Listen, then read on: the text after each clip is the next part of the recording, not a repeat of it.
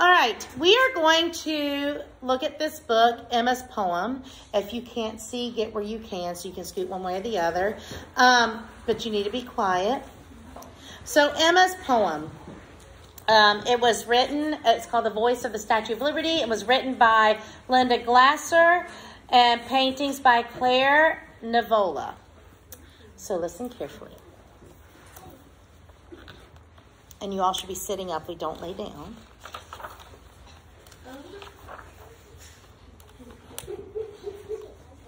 It's dedicated to the immigrants then and now. When Emma was a little girl, she had plenty of everything. Plenty of dresses, plenty of good food, and plenty of love from her family.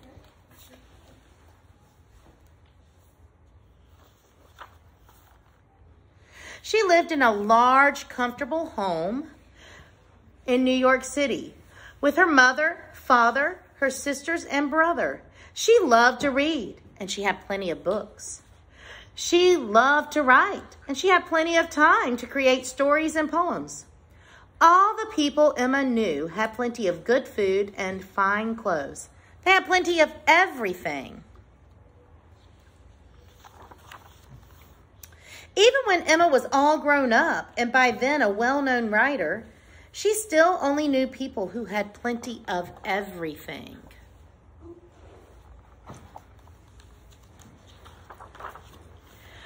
But one day, Emma visited Ward's Island in New York Harbor. There, she met very poor immigrants, whom she had only heard about. They had traveled a long way across the ocean by boat. They wore ragged clothing and looked tired and sad. Some were sick. All of them were hungry. They were the poorest people Emma had ever seen. Her heart hurt to see them.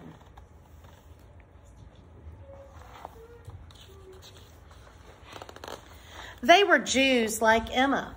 Some were well educated like Emma, but they had been treated very badly in Eastern Europe. Their homes had been burned. Friends and relatives had been killed.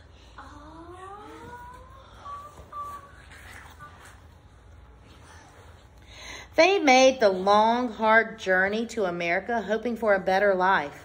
Emma felt she must help them.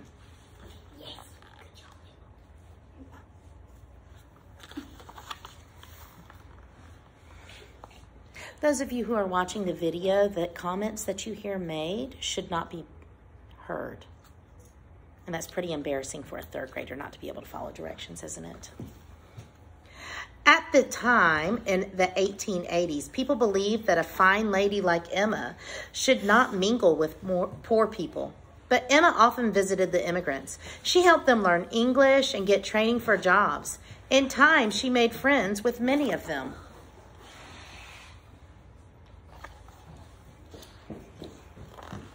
Emma knew that in her own city, many people did not care about the immigrants.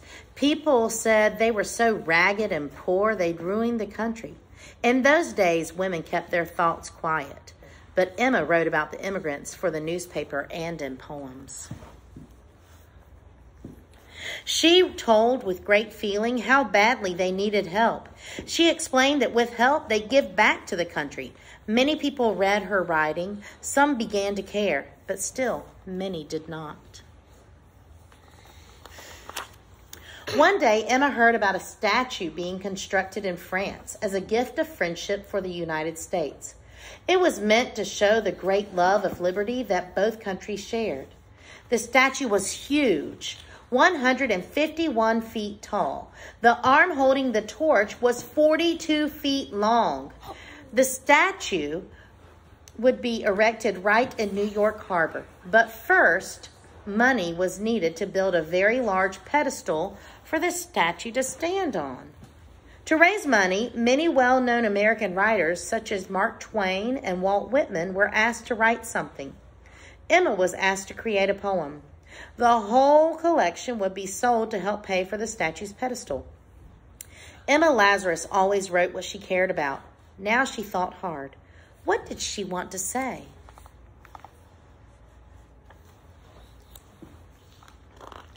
At that time, the Statue of Liberty had nothing to do with immigrants.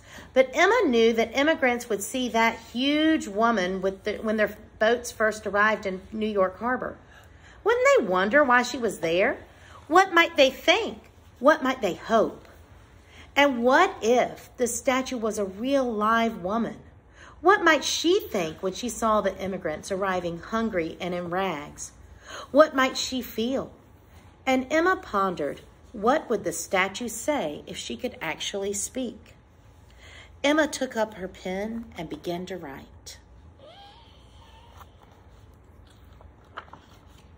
Emma's poem was the only one read at the large celebration in 1883 to raise money for the pedestal.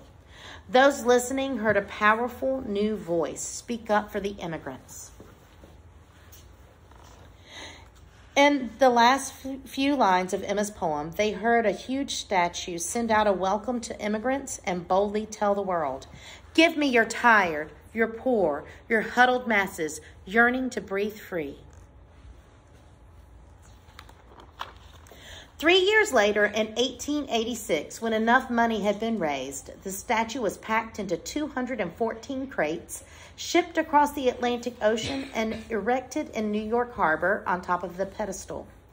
Although sadly did not live to see the statue erected, she knew that her poem had helped buy the pedestal for it. She also knew that her poem gave the huge woman a strong and caring voice, but she did not know that in years to come, her poem would do so much more. Slowly, over time, Emma's poem stirred the hearts and minds of the people around the nation. 20 years after Emma wrote it, a friend had the poem engraved on a plaque and it placed inside the entrance to the pedestal of the Statue of Liberty for all visitors to see. 30 years after that, Emma's poem was printed in school textbooks and children around the country learned to recite it. Then, more than 60 years after Emma wrote her poem, the last 5 lines of it, the statue's bold words, were set to music by the famous songwriter Irving Berlin and sung on Broadway. Soon, school children around the country were singing, "Give me your tired, your poor, your huddled masses yearning to breathe free."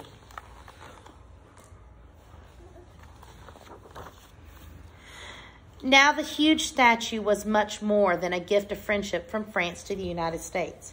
Because of Emma's poem, the Statue of Liberty had become the mother of immigrants, and her torch was the lamp held out to welcome them. Today, Emma's poems was so well known that when people look at the Statue of Liberty, they can almost hear her speaking.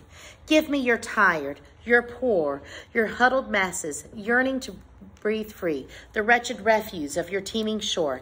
Send these, the homeless tempest tossed to me. I lift my lamp beside the golden door." This poem is actually going to be part of our play. We will have 3 statues of liberty, and they will say the poem called The New Colossus. Not like the brazen giant of Greek fame, with conquering limbs astride from land to land, here at our sea-washed sunset gate shall stand a mighty woman with a torch, whose flame is the imprisoned lightning, and her name Mother of Exile.